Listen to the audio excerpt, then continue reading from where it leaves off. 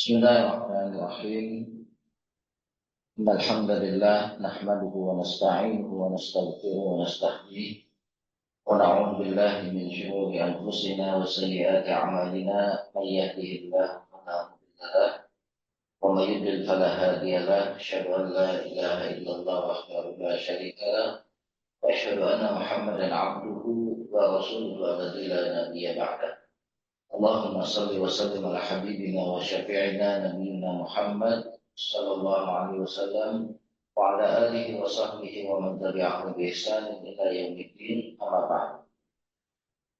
Jemaah Masjid Allah yang dimuliakan Allah Subhanahu wa taala, alhamdulillah pada kita bisa bertatap muka kembali untuk taklim, untuk mempelajari fikih muamalah dalam kitab Bulughul Maram.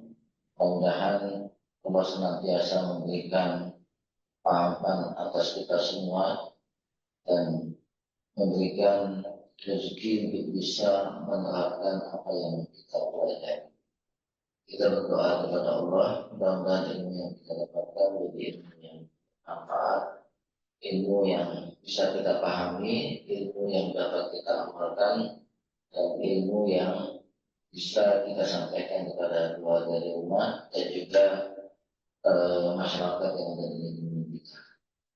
Baik jemaah sekalian yang dimuliakan Allah, kita berdoa kepada Allah, Allahumma anfa'na bima 'allamtana wa 'allimna ma yanfa'una wa zidna 'ilman. Allahumma aghnina bil 'ilmi wa zayyinna bil hilmi wa akrimna bit taqwa wa jammilna bil 'afiyah. Rabbana zidna 'ilman warzuqna fahman. Allahumma faqihna fid din wa 'allimna ta'wil. Amin ya rabbal alamin. Baik, kita akan memasuki pembahasan terkait dengan khiyar. Ini khiyar kalau kalau tidak ada kata gandengannya bisa maknanya berubah. Khiyar itu satu kata dengan ikhtiar. Artinya ada usaha, ada kemauan. Tapi kalau dalam makna lain, khiyar itu juga bisa diartikan nama buah, nama sayur-sayuran. Ketimun ya, itu khiyar. Sama dengan khiyar dalam fikih yang artinya adalah usaha untuk memilih. Kita coba lihat slide-nya.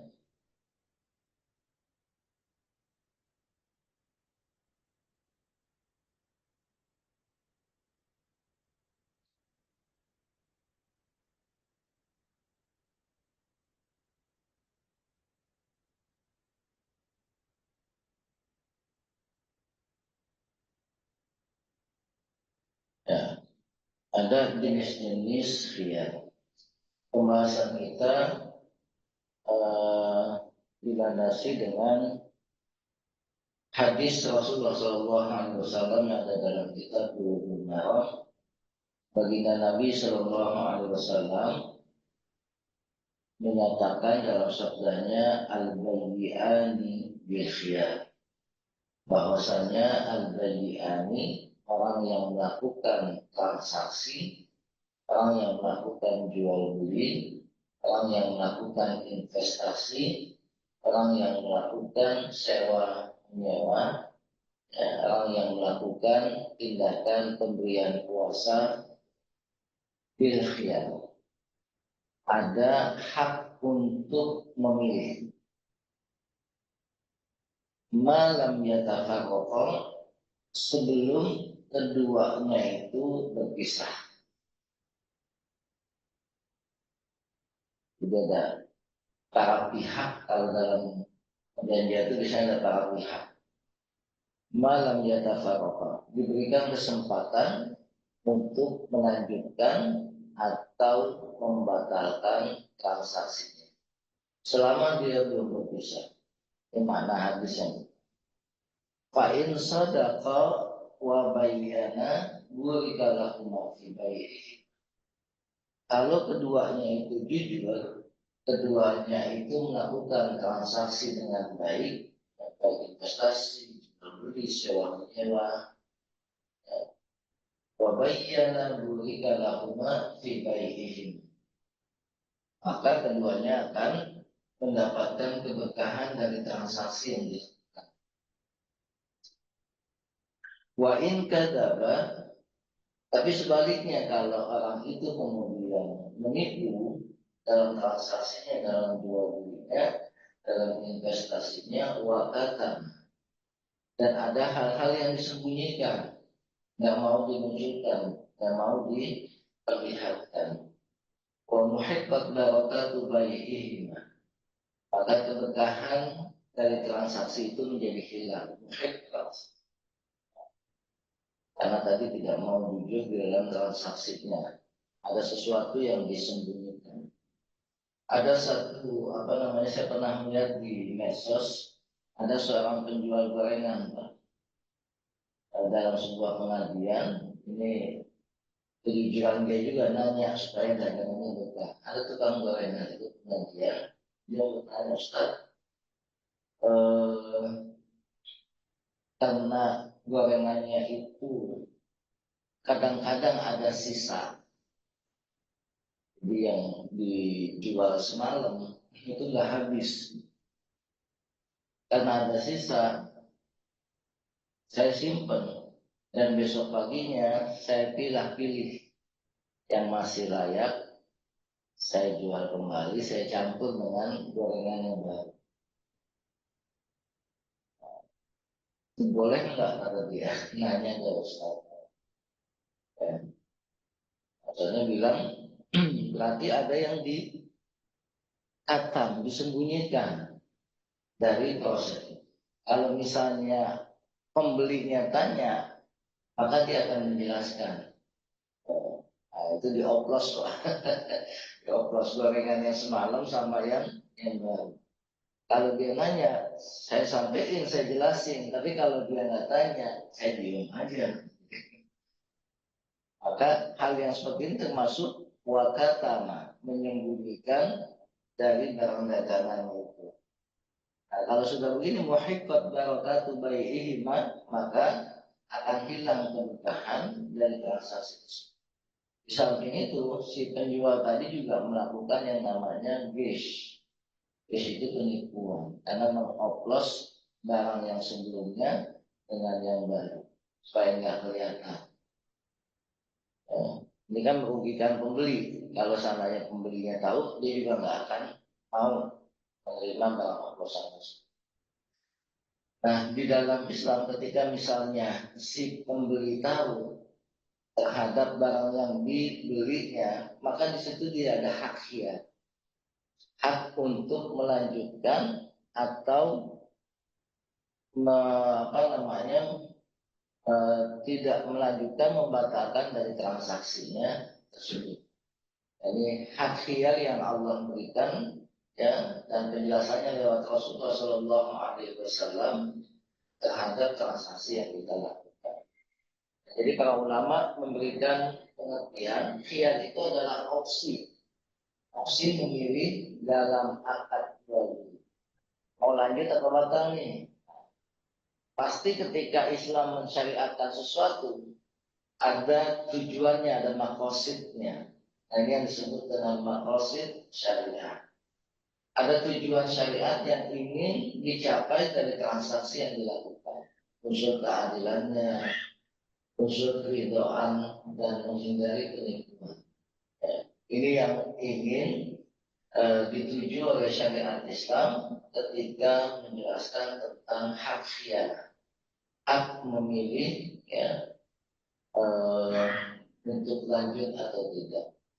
Secara sederhana, ya, para ulama juga menjelaskan khiyar adalah hak memilih bagi para penjual atau pembeli untuk melanjutkan atau membatalkan akad jual beli atau akad investasinya. Kalau misalnya kita ditawarin nih investasi, yuk kita bebasin tanah untuk properti, untuk kita kapling-kapling. Berapa modalnya? untuk lahan yang di sini itu 500 juta misalnya patungannya. Tapi ketika melihat lahannya ternyata si lawan bisnisnya ini melihat kok tempatnya kayak nggak layak ya. Ini infrastrukturnya juga kalau kita melakukan investasi di sini bakal gede, kita naik di infrastrukturnya, bangun jalan dan lain sebagainya. Nah, maka boleh salah satu pihak itu mengajukan peninjauan kembali atas eh, hal yang sebelumnya sudah disetujui. Nah, tujuannya adalah untuk melindungi dua belah pihak dari kerugian dan ketidakadilan.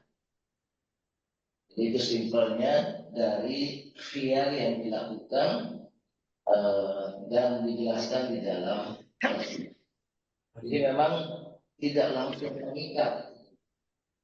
Kadang-kadang ada orang yang maksa menjual apa namanya ketika kita baru tanya dianggapnya sudah membeli kan gitu. Ini kebanyakan para penjual marketing yang ada di online.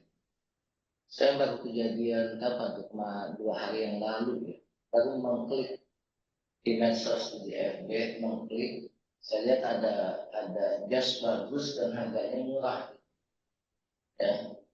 Tapi kemudian marketingnya apa namanya dengan memaksa terus meneror. Bapak kan sudah mengklik gitu. Berarti kan sudah ada kemauan untuk beli.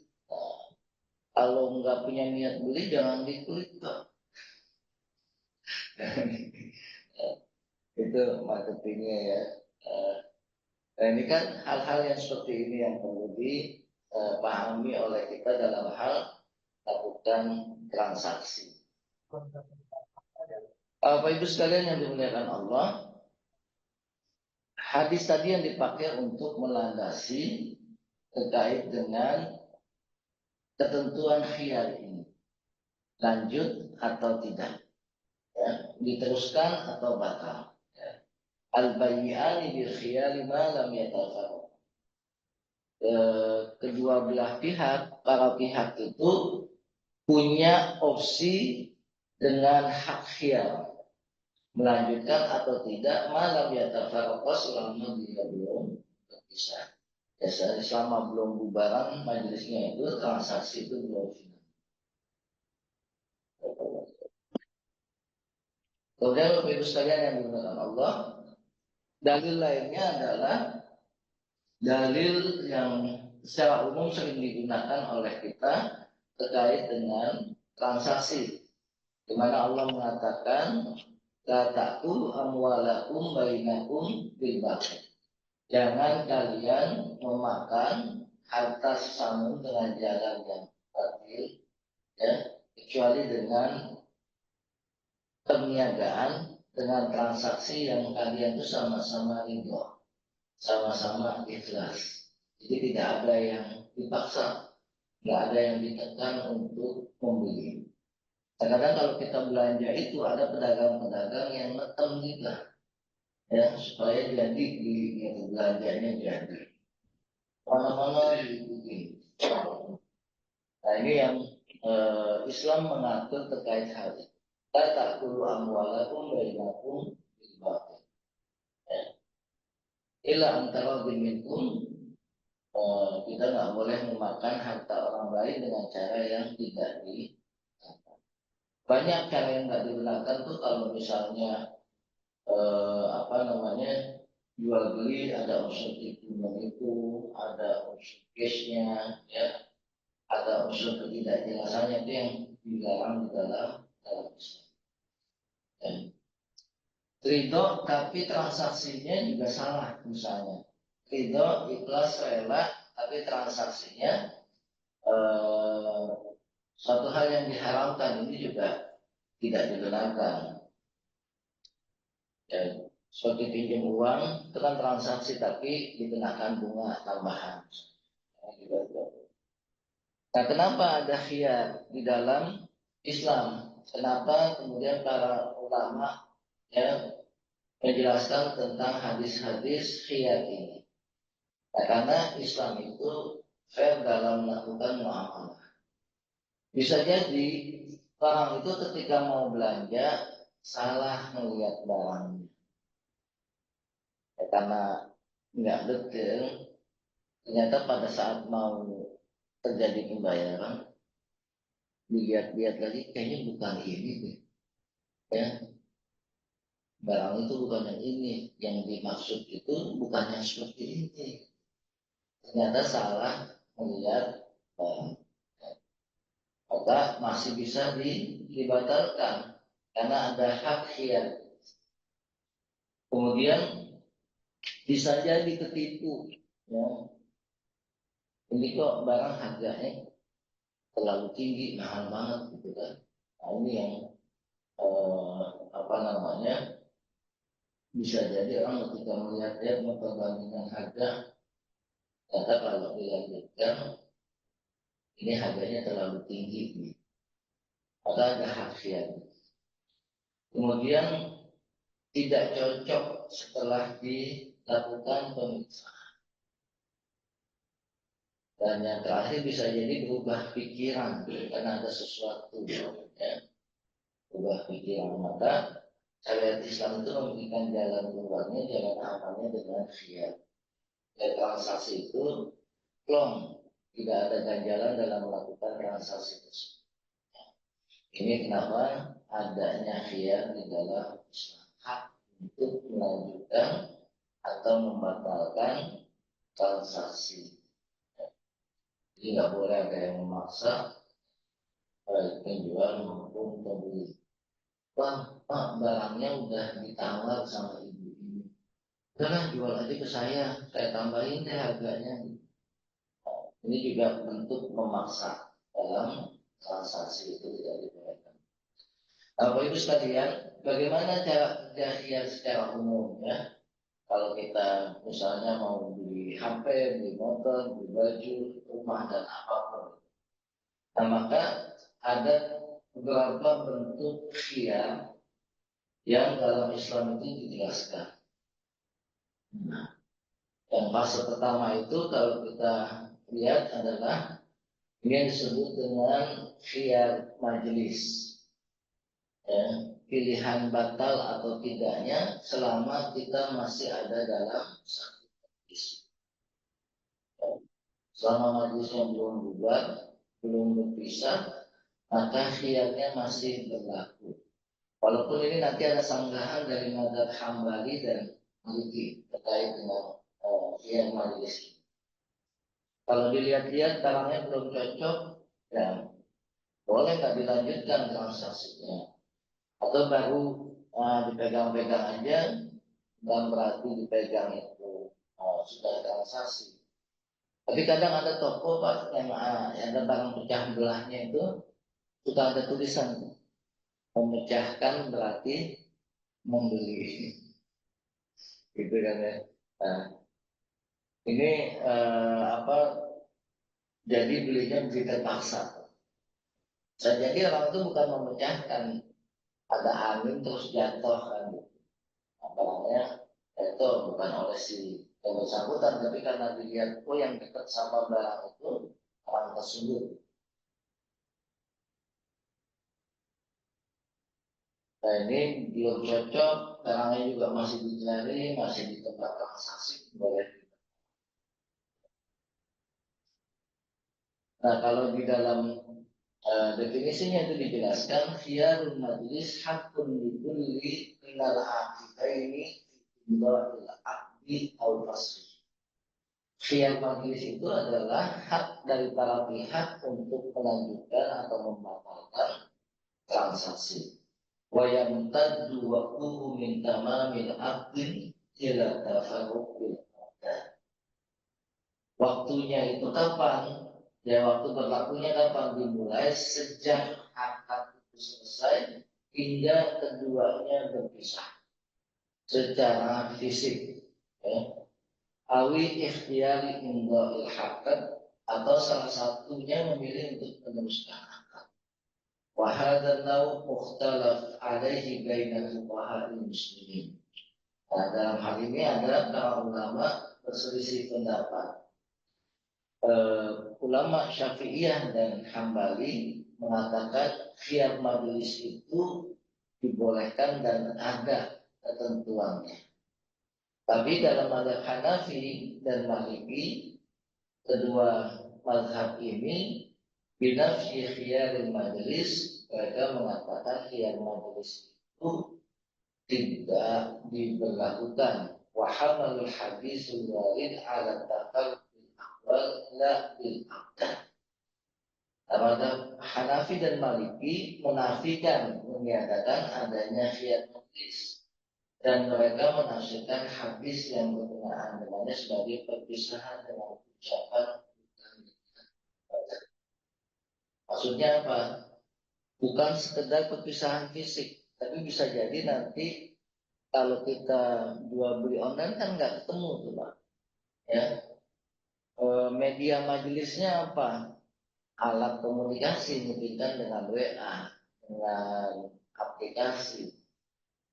Makanya Hanafi dengan Maliki tidak setuju kalau itu diartikan yang namanya majelis itu dalam satu meja, ketemu badan dengan badan, fisik dengan fisik.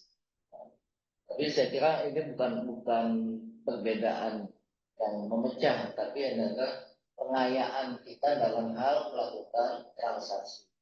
Ternyata pandangan-pandangan mazhab Hanafi dan Maliki itu lebih visioner dalam hal bisnis. Ya, kalau kita lihat kan ternyata mazhab Hanafi sama Maliki itu dalam hal transaksi dan bisnis itu lebih ke depan pandangannya, lebih visioner timbang Syafi'i dan Hambali. Dan kalau Hambali kan lebih ke tekstual ya. Jadi kita dibantu sekali dengan dua mazhab ini, Hanafi dan Maliki, di dalam melakukan transaksi bisnis. Mereka berpandangan pasti suatu saat nanti itu ada majelis yang orangnya nggak ketemu. Ya, ada transaksi yang para pihaknya itu nggak head to head.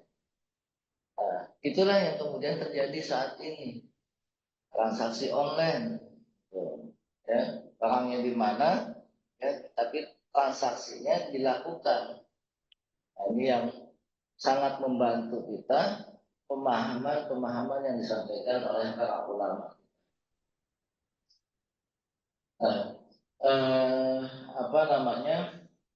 Kalau yang di contoh-contoh sini kebanyakan adalah contoh akad yang dalam satu majlis. Kita misalnya beli HP di toko nih, harganya sudah deal, tapi sebelum keluar dari toko ada berubah pikiran.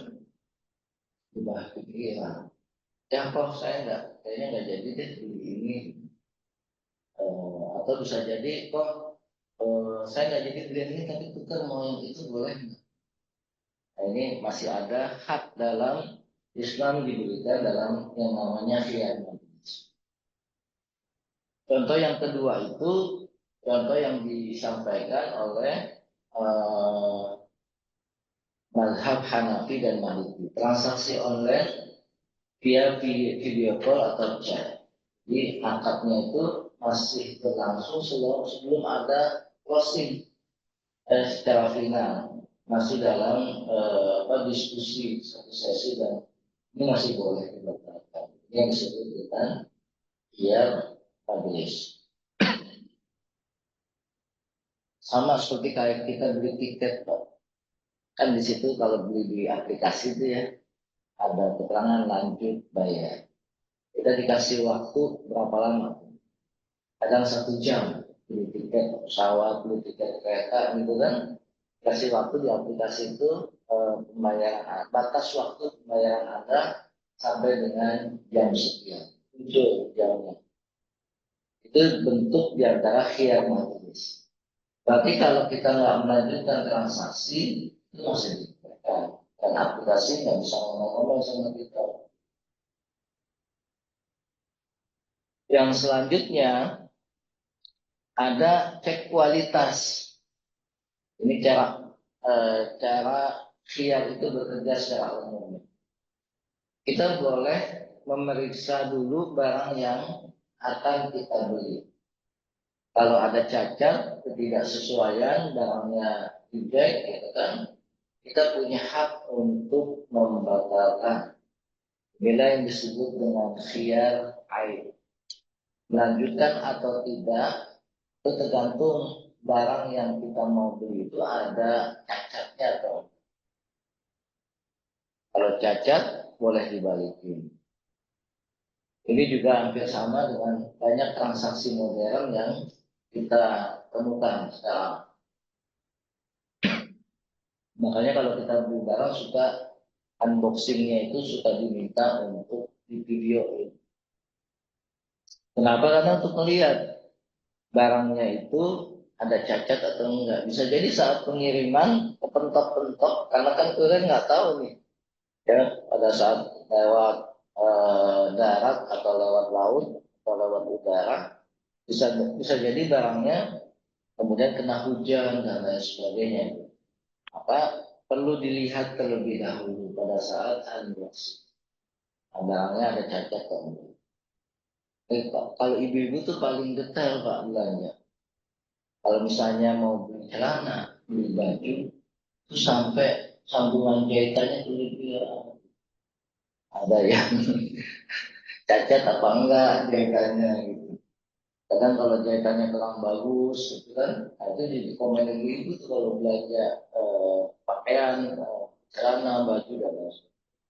Kalau ada yang tidak sesuai, ada cacatnya, ini masuk dalam via aib. Boleh dilanjutkan atau tidak. Kemudian eh, dalil yang digunakan untuk apa namanya transaksi bisa dibatalkan ya atau dilanjutkan ketika ada aibnya. Dalilnya adalah al-muslimu akhul muslim. La yahillu lil muslimin ba'a min akhihi bai'an fihi aibun illa bayyana. Muslim itu saudaranya muslim yang lain. Ini sebelum kita transaksi dengan orang lain sama muslim dulu. Maka la yahillu lil muslimin tidak halal bagi seorang muslim ba'a min akhihi menjual kepada saudaranya bai'an barang-barang ya fihi aibun yang di dalamnya ada cacat illa bayyanahu kecuali kalau dia menjelaskan. Ini kan yang pernah dilakukan Nabi ketika membawa barang dagangan Sayyidah Khadijah ke Syam. Jika mau dijual, Pak, maaf, ini barangnya ada somplak sedikit. Kalau Bapak mau beli, silakan. Nggak beli juga nggak apa-apa. Karena khawatir nanti Bapak kecewa nih karena barangnya somplak sedikit ya, di gelas itu misalnya. Ya, ada cacat. Atau kalau Bapak tetap minat, saya kurangin deh harganya. Dia ada penjelasan terlebih dahulu. Atau pakaian juga demikian. Ya, orang yang jualan itu harus jujur. Illa bayyanahu kecuali dia menjelaskannya dan pembeli itu mau beli barang yang sudah saya beli deh mas, tapi harganya boleh nggak kurang? Oh boleh bu. Nah disitulah apa namanya cacat yang ada pada barang itu berarti sudah diterima. Ya. Beli mobil juga demikian. Kadang kan ada orang suka nanya, mobilnya bekas kecelakaan, bekas tabrakan. Ada penjual-penjual yang kalau saya sampein rata-rata nggak jadi beli itu. Ada tetangga saya dia punya bisnis jual beli mobil bekas. Biasanya banyak nampung tuh ada mobil bekas kecelakaan masih banyak dia beli kemudian dirapiin lagi. Nah, dia sempat tanya Ustaz, saya dilema banget nih. Gitu. Kalau menerima mobil-mobil yang bekas tabrakan, udah saya rapiin lagi. Itu pembelinya suka tanya calon pembeli, ya, ini bekas pernah tabrakan enggak? Gitu. Kalau saya sampaikan itu pasti nggak jadi. Jadi kalaupun ada, dia detail lagi, periksa lebih dalam. Oh, kecelakaannya yang rusak waktu itu sebelah mana? Oh iya Pak, ini bekas kecelakaan, tapi udah saya rapiin ini. Dan biasanya mereka bawa orang yang ahli untuk melihat. Ya. Bisa jadi transaksinya lanjut, bisa jadi enggak. Nah kalau enggak diinformasikan, enggak dijelaskan, itu bisa jadi via lain. Ya. Jika orangnya sekian bulan baru tahu nih, oh ternyata ada cacatnya, ya. Nah, itu boleh kemudian kita komplain. Mas, kok ini waktu kita jual beli transaksi kok nggak dikasih tahu ya? Ada yang kayak begini, itu boleh kita sampaikan kepada si penjual itu terkait dengan aib yang disembunyikan. Jadi nggak boleh ba'amin akhihi bai'an menjual barang fihi aibun yang di dalamnya ada cacat atau tidak ada kerusakan illa bayanahu kecuali dijelaskan dan si pemiliknya mau.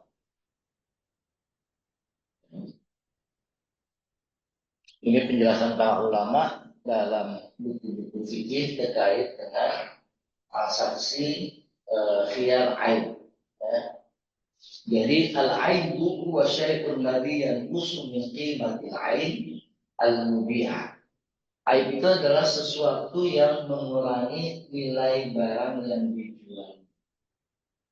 Kalau ada cacat, barang bisa jadi harganya nggak sesuai dengan aslinya atau yang barang bagusnya. Dia ori Pak, tapi karena ada cacat, ya harganya nggak seperti yang ori yang sempurna. Jika pembeli menemukan suatu aib pada barang yang dibelinya, maka ia berhak mengembalikannya kepada penjual dan mengambil kembali harga yang telah dibayarkan. Boleh diulangi. Nah, ini yang kadang nggak terjadi di tengah-tengah kita. Oh, Bapak kan udah beli, udah nggak bisa diulangi nih. Padahal di situ ada cacat. Atau ketika ini via majlis ya, ketika kita transaksi di minimarket, itu kan suka ada penjelasan di kasirnya ya. Barang dicek kembali dan kembalian juga dihitung kembali. Ya, sebelum meninggalkan kasir. Itu salah satu contoh baik khiyar majelis. Nah dalam hal khiyar aib ini, maka dia berhak untuk mengembalikan kepada penjual dan mengambil kembali harga yang telah dia bayarkan. Atau opsinya adalah dia menerima barang tersebut apa adanya dengan aib yang ada, ini dengan cacat yang ada dan mengambil arsy. Jadi yaudah nggak apa-apa lah, walaupun ada cacat, saya nggak ulangin. Gitu. Tapi mungkin ada diskon, maka dia boleh mengambil arus selisih antara harga barang apabila dalam kondisi baik sempurna dengan harga yang dalam kondisi cacat. Kalau HP bagusnya misalnya 10 juta, tapi karena ada cacat dijual 9,5. Nah, yang 500.000 itu boleh dia minta kepada pedagang. Oh, masa ini ada cacatnya masih 10 juta aja gitu. Akhirnya kata penjualnya, ya udah saya kurangin lah 500.000. Kurangi itu uang. Boleh mengambil aras selisih antara harga barang apabila dalam kondisi sempurna dengan harga dalam kondisi cacat. Jika terjadi perselisihan antara penjual dan pembeli mengenai kapan aib itu terjadi, maka perkataan penjual yang dipegang disertai dengan sumpah. Jadi sama-sama ngotot nih. Enggak kok, ketika barang itu sebelum dikirim itu bagus gitu. Tapi kenapa ketika udah sampai kok ini kan ada perselisihan nih antara penjual dengan si pembeli. Maka ketika ada konflik seperti ini, maka yang dipegang itu adalah ucapannya si penjual, tapi disertai dengan sumpah. Nah, sumpah ini yang bisa jadi bohong, bisa jadi benar. Ini rata-rata yang seperti ini biasanya yang jual beli online atau jual beli yang barangnya dikirim belakangan. Kita beli sih di toko gitu, di banyak toko-toko lah. Gitu. Tapi karena kita melihat yang di display, itu kan melihat barangnya memang dipajang gitu, Pak. Yang dipajang ketika kita lihat-lihat nggak ada aibnya. Saya pernah beli lemari yang portable itu, ya. Alhamdulillahnya ketika unboxing itu di videoin. Jadi ketika mau masang ternyata banyak yang penyok. Isinya ada yang bengkok gitu kan. Unboxing. Ketika lapor disertai dengan video, alhamdulillah. Akhirnya barang yang lama diambil, yang baru diangkat sekaligus dipasang. Karena masangnya lumayan susah tuh, kalau kita masang sendiri. Nah, kalau nggak ada bukti video, bisa jadi si pemilik toko itu membantah. Barang saya barang bagus kok, nggak ada cacatnya. Ini apa? Ada cacatnya pada saat pengiriman. Ya, alhamdulillah kalau kita video ini jadi bukti itu ada aib, ada cacat. Nah, jika ada perselisihan antara penjual dan pembeli mengenai kapan aib itu terjadi, maka omongannya si penjual yang dipegang disertai dengan sumpah. Atau pembeli mengembalikan barang tersebut kepada penjual dengan mengambil kembali. Dan saya nggak jadi aja deh, saya ulangin uangnya ada cacatnya. Itu boleh. Jadi ada beberapa opsi dalam khiyar aib ini, khiyar yang ada cacatnya. Beli laptop katanya masih bagus, mulus, ternyata baterainya tolak kan gitu. Ini boleh. Aib. Beli rumah ternyata sertifikatnya belum dipecah gitu kan. Nah, ini juga masalah kan, karena pembeli punya khiyar aib di situ. Di marketplace juga demikian. Istri saya pernah kejadian Pak jual beli online, ternyata ketika unboxing itu dari videoin. Nah, dibuka beli pakaian harusnya lengkap dengan jilbabnya. Ternyata ketika dibuka jilbabnya nggak ada. Nah, si penjual itu ngotot. Saya kirimin udah lengkap kok baju sama jilbabnya. Tapi karena pada saat unboxingnya nggak divideoin, si penjual juga mengatakan ketika dikirim sudah lengkap, artinya kita nggak bisa komplain. Ya. Seperti yang dijelaskan tadi, yang dipegang adalah ucapannya si penjual. Nah, yang ketiga, Bapak Ibu sekalian, itu ada khiyar syarat. Khiyar syarat. Kita dikasih waktu, walaupun sudah transaksi, dikasih waktu, Pak, garansinya itu 1 minggu ya. Kalau ada, ini bisa macam-macam, ada khiyar syarat juga, khiyar aib juga. Nanti Bapak boleh ulangin, kita kasih waktu 1 minggu, kalau ada cacat, atau rusak, boleh dipulangin. Nah, ini yang disebut dengan khiyar untuk mempertimbangkan. Nabi SAW mengatakan al-muslimuna ala syurutihim. Kaum muslimin itu boleh melakukan perjanjian, membuat klausul-klausul selama perjanjian, poin-poin itu dalam perjanjian tidak menghalalkan yang haram dan tidak menghalalkan yang haram. Jadi kita dalam transaksi muamalah itu boleh bersepakat, boleh membuat kesepakatan antara penjual dan pembeli, ya, selama tidak menghalalkan yang haram dan mengharamkan yang halal. Islam itu mudah.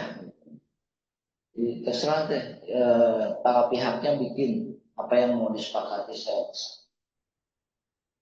Nah, ini bukan berarti hanya kepada muslim aja Pak ya.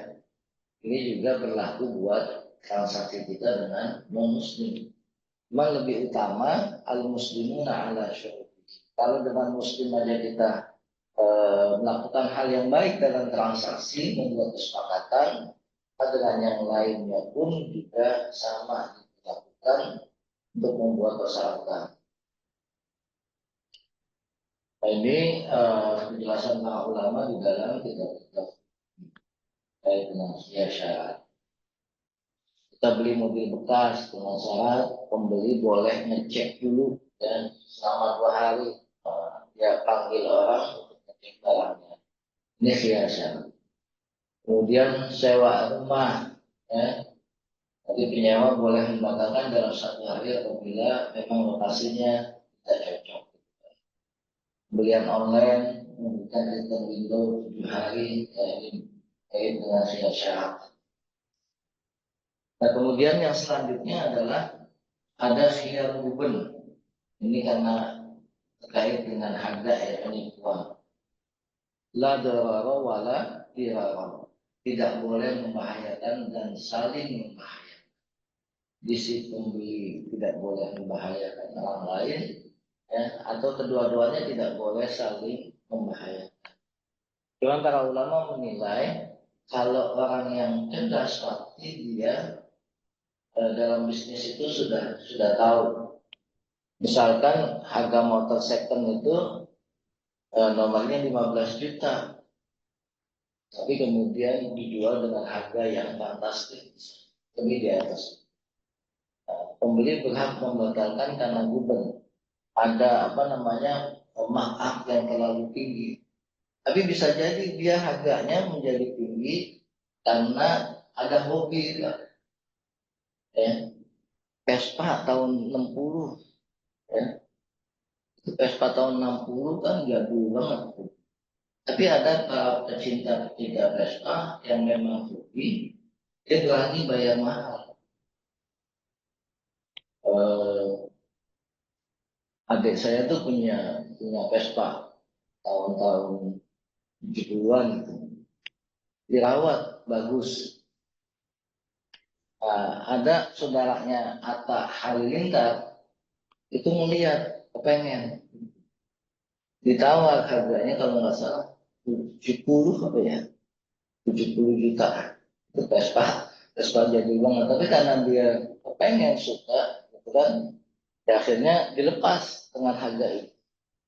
Vespanya Vespa tua, tapi memang dirawat, ya, tidak ada yang mau, dilepas dengan harga yang tinggi.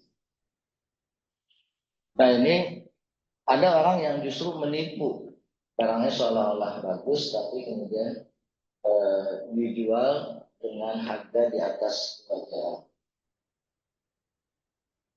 Yang selanjutnya khiyar tadlis. Ini hampir sama dengan guben, ya, cuma tadlis ini penipuan, manipulasi. Penjual menyembunyikan fakta dengan memoles barang atau menipu sehingga barang tersebut tampak lebih bagus dari asli. Nah, hal-hal yang kayak gini biasanya tampak di mobil, di barang-barang elektronik, gitu ya. Ada teman saya yang jual barang bekas laptop dari Singapura, datang ke Indonesia kemudian dipoles sedikit, jadi kinclong lagi. Tapi baru 2 minggu dipakai udah rusak sudah. Nah, ini termasuk menyembunyikan fakta, hampir sama dengan khiyar aib juga nih, memoles barang. Ada aibnya di situ, ada unsur penipuan. Kemudian yang terakhir khiyar ru'yah, hak membatalkan akad ketika barang belum pernah dilihat. Ada hak khiyar ru'yah. Jadi atau enggaknya nanti setelah dilihatin, ya, setelah disurvei. Nah, ini bisa juga nanti pada saat unboxing kalau barang yang dikirim. Jadi ini nama-nama khiyar ini kadang saling beririsan satu sama lain. Ini khiyar yang kita jadi beli atau enggaknya nanti setelah dilihat. Sebetulnya kan konsep COD begitu, ya. Barang datang, kalau nggak sesuai berarti balik lagi.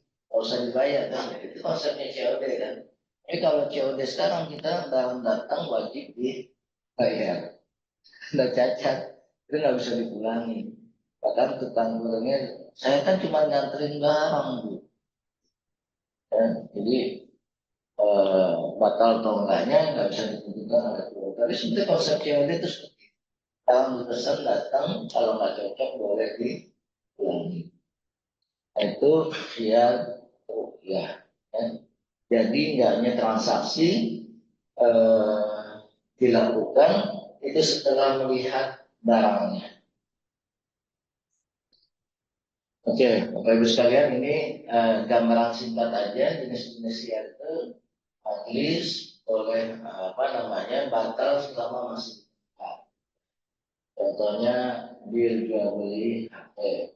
Walaupun mazhab Hanafi dengan Maliki mengatakan yang namanya majelis itu bukan ketemu fisik dalam satu tempat, tapi boleh juga dalam transaksi online. Kemudian ada khiyar majelis, hak berdasarkan kesepakatan waktu tertentu. Mau beli mobil, saya cek dulu ya, nanti ada orang bengkel yang akan kasih waktu 2 hari. Setelah 2 hari dilihat sama orang bengkel, ternyata mobilnya bagus dan layak, boleh dilakukan transaksi. Ada khiyar aib, batal karena terdapat cacat atau kerusakan. Saya laptop baterainya baterai laptopnya itu rusak. Ada guben, batal karena ditipu harga, harganya di atas batas wajar. Ada khiyar tadlis, ya, batal karena adanya manipulasi. Mobil bekas tabrakan kemudian dipoles besar. Ada rukyah, khiyar rukyah batal setelah melihat barang, setelah survei atau setelah diambil.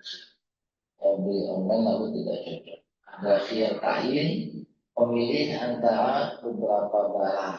Khiyar kain itu setelah disodorkan beberapa barang yang mirip, maka dipilihlah salah satunya, itu khiyar kain. Khiyar yang dibolehkan setelah kita memilih salah satu barang, karena ada tiga model misalnya dengan bahan yang sama, motor dengan 3 merek, ya. Terus setelah kita memilih, ya, salah satunya dari tiga jenis motor yang ada. Itu kira-kira yang eh, terkait dengan jenis-jenis khiyar ini, ya, supaya tidak ada penipuan, tidak ada pemaksaan, tidak ada kemudian semuanya bisa dilakukan dengan saling ridho, ya. Dan khiyar ini memberikan keleluasaan kita dalam melakukan transaksi. Allah a'lam bishawab. Sampai sini ada yang mau didiskusikan? Ya. Kalau barang kan memang kelihatan ya, udah ya, ya. Kan transaksikan barang dalam barang. Namanya Ustaz. Ini kan ada memang apa kayak penerbangan yang selalu telat. Penerbangan wilayah. Ya, kita sama-sama. Iya. Nah, itu ada teman saya, dia kan udah sering terlalu telat, dia udah terima, tapi dia pakai apa? Kan ada di apa aplikasi. Kalau telat, dia dapat kompensasi. Oh, iya. Dia bilang, ya udahlah kalau telat, hadiah hiburan lah. Jadi dia udah pasrah, tapi ya dia ya sama garansi. Jadi cari pemasukan tambahan dong kan.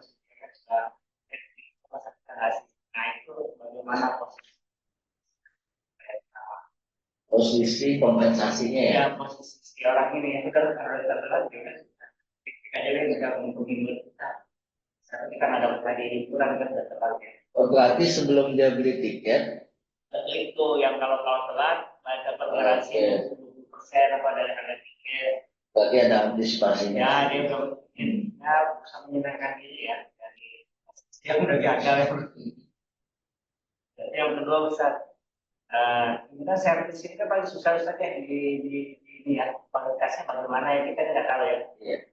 Kalau barang kan kita gampang karena kayak kontraktor mungkin janji A, B, C, D. Cuman pas yang terima A, B, C, D ya. Nah, kan kadang-kadang dari kontraktor itu kan ada hal yang masyarakat tak terdeskripsi kan. Apa itu daerah abu-abu tapi kuasanya di situ gitu. Hanya ya di chat gitu, tapi chatnya kok bulan kamar kok satu satu kali puas, satu tiga empat kali puas jadi lipat. Nah, itu bagaimana itu Ustaz? Karena kan yang pembeli ini kadang-kadang kan yang baru belajar ya, baru belajar bertransaksi. Kan. Nah, dan ini nggak mau ulang, udah memang begitu kita cek kok, makanya kan kelihatan ini tiga kali poles, yang ini dua apa kali gitu, ini kok nggak ini. Sehingga ketebalan Nah, misalnya itu contoh aja saja. Ada cara lain mungkin kayak semen, karena ini kok gampang lopek gitu gara-gara. ya, yang pertama itu kan kalau nilai berarti kan ada ketidaksengajaan. Beda kalau transit. Kalau misalnya transit, saya pernah transit 12 jam itu di Dubai, eh, cuma disediain makan, tapi nggak disediain penginapan, nggak 12 jam, 6 jam. 6 jam transit di Dubai, disediakan makan di salah satu hotel taman. Itu kan kalau memang sudah terencana kalau transit kan. Kalau bila itu biasanya nggak terencana, dia sesuatu yang insidental gitu. Tapi kalau udah keseringan, itu berarti pelayanannya jelek. Nah, cuman ada penerbangan misalnya untuk menenangkan si pelanggan, customer, dibuat kalau seandainya nanti delay, pilihan tuh delay 2 jam dikasih roti kan gitu. Nah, kita pernah delay 2 jam cuma dikasih roti sama air gelas dan ada yang delay sekian lama disediakan penginapan kan pilihan-pilihan itu. Berarti kan si penerbangan ini sudah mengantisipasi juga kalau seandainya delay itu terjadi. Nah, kalau dia misalnya eh, nggak slot ya, karena penerbangan yang itu banyak banyak sekali lainnya misalnya sudah mengganggu trip bisnis dia. Mungkin ada alternatif penerbangan lain. Jadi kalau memang nggak ada, dia jadi terpaksa. Nah, ini yang kata-kata terpaksa ini yang nggak boleh terjadi di transaksi. Tapi memang ada penerbangan-penerbangan yang akal sehingga kualitas pelayanan itu nggak terjaga. Nah, ini yang nggak boleh. Kita sebagai konsumen kadang dipaksa untuk menerima dalam kondisi dengan kompensasi yang seadanya. Kan kalau kita delay, apalagi penerbangan itu sengaja ya, kalau sengaja sudah menjadi habit, itu kan kerugian yang ditimbulkan bisa lebih dari kita janjian jam 2 misalnya. Harusnya kita berangkat jam 12, jam 2 bisa sampai di Balikpapan gitu kan. Ternyata karena delay, ini batal. Ini kan kerugian-kerugian. Nah, eh, kalau memang dia nggak serot, harusnya memilih penerbangan lain. Apalagi kalau ada janji-janji bisnis yang harus tetap. Itu sih Pak.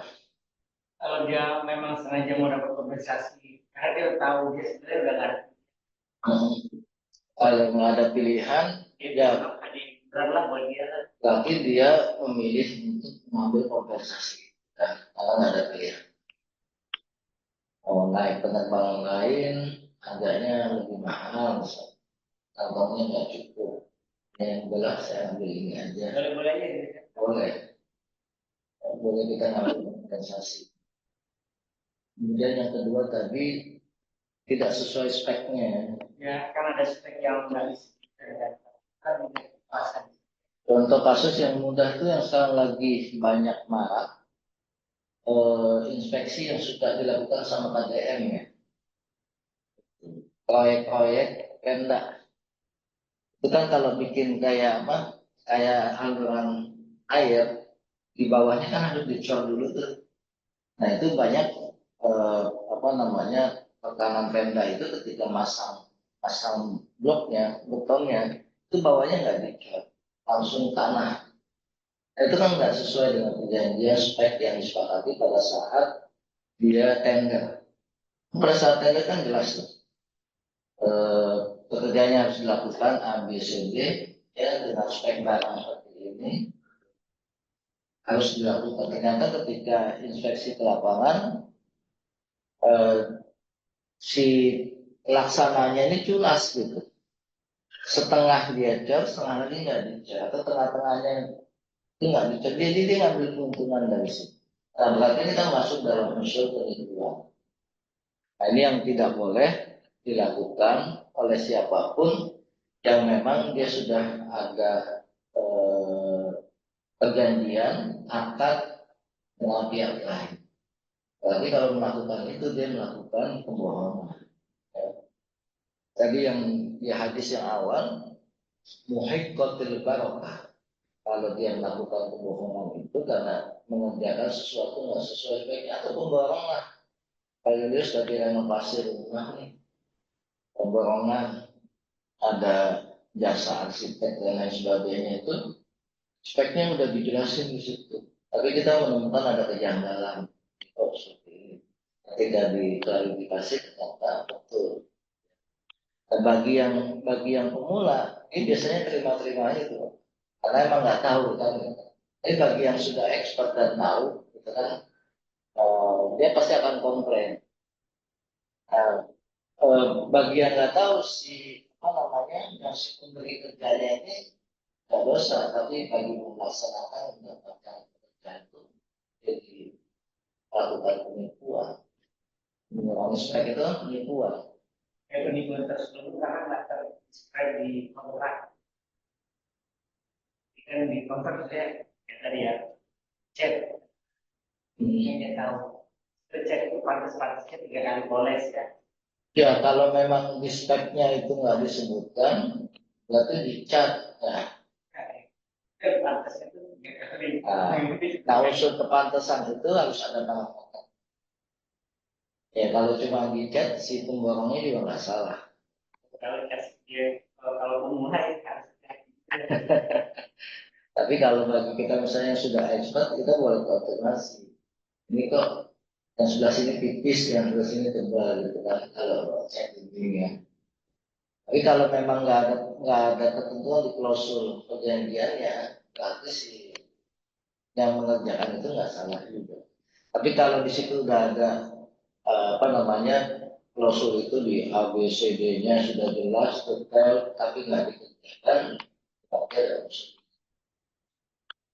Allah. Ada lagi? Ya, saya nggak. saksi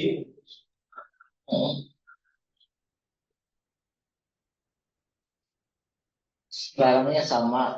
boleh ini atau tidak boleh dilihat sama yang lain ini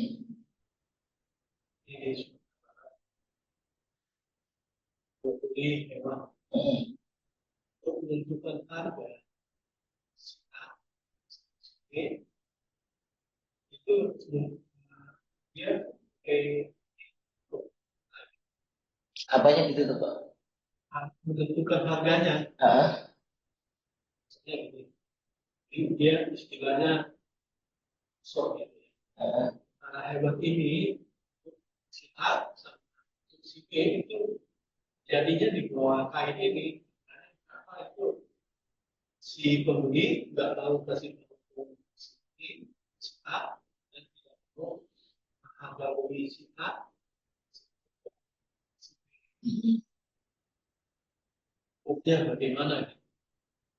Eh, hewan yang mau dibelinya udah jelas nih. Nah, ada Ada. Tapi misalnya barangnya satu nih ya, sapi, sapi. Ada tawar menawar berarti ya. tawar menawar. Cuman tawar menawarnya teknisnya itu di bawah bawah apa? Dia istilahnya itu Itu. bagaimana harganya berapa? Berarti ada kode-kode di situ Iya, ya. kode-kodenya. Tapi kode-kode itu satu bukti, satu penawar Oke, berarti ini kayak lelang tertutup ya. Iya, Modelnya kayak lelang tertutup. Kalau lelang terbuka kan, wah saya berani 15 juta, yang lain saya tambahin 16 juta. Kan ini modelnya tertutup. Jadi siapa yang berani nih beli sapi ini?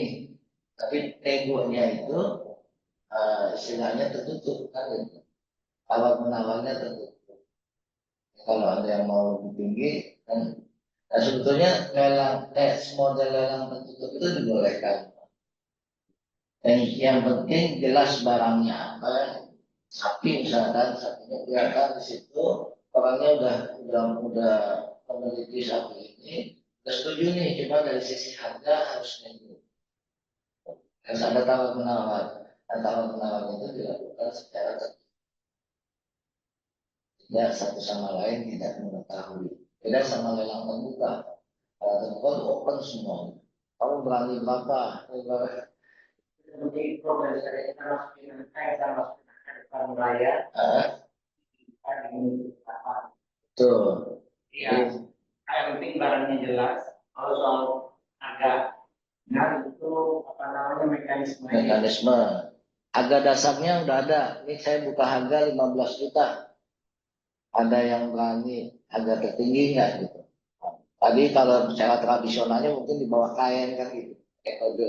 Kalau Pak Yudus pakai teknologi kan gitu. Ya, layar nanti pakai batas, Oke.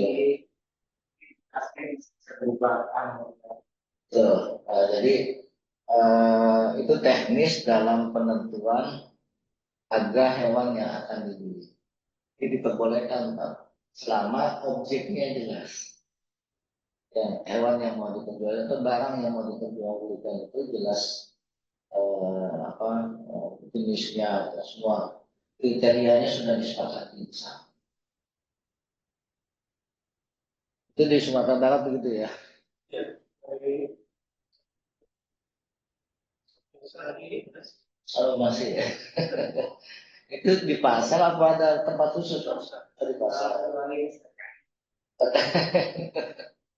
Uang kodenya gimana tuh saya sih belum dia pakai kebayang. tangan, misalnya harganya Eh, di di Oh, ada mekanisme sendiri ya. iya. Nanti objek yang jelas sekali bukannya kayak kemarin jelaskan. Dulu sebelumnya dijelaskan dan sampai apa namanya dulu selesai tunggu atau apa enggak bayi yang masih kandung hewan yang masih kandung. Jadi kalau barangnya jelas aman kalau soal transaksi itu mekanismenya. Iya. Jadi yang jelas objek yang diperjualbelikan itu sudah fix, ada dan disepakati. Oke, kalau sudah tidak ada, kita ya, Kalau akad istilahnya akad iya. ya, ya. Kalau online itu gimana? Misalnya maaf, Hmm. ya, akad kita pakai online. Hmm. Nah, misalnya ya dari laki sama perempuan itu beda. Iya. Itu dibolehkan atau Di beberapa tempat dibolehkan, tapi di Malaysia itu dilarang. Jadi ada saya bahkan kalau nggak salah saya pernah menghadiri teman yang nikah. Oh tapi kalau dia calonnya di luar, dia akad nikahnya sama walinya tetap ketemu. Tapi calon yang perempuannya itu di luar negeri. Sebelumnya sudah kenal, tapi dia akadnya itu dengan bapaknya itu offline, ketemu langsung. Nah, itu yang kalau itu masih dibolehkan. Nah, kalau di Malaysia itu akadnya bukan akad, dia talak. Kalau di Malaysia itu talak, talak itu nggak boleh dilakukan secara online. Tapi kalau akad nikah di mana saksinya ada, semuanya rukunnya terpenuhi, itu ada yang membolehkan.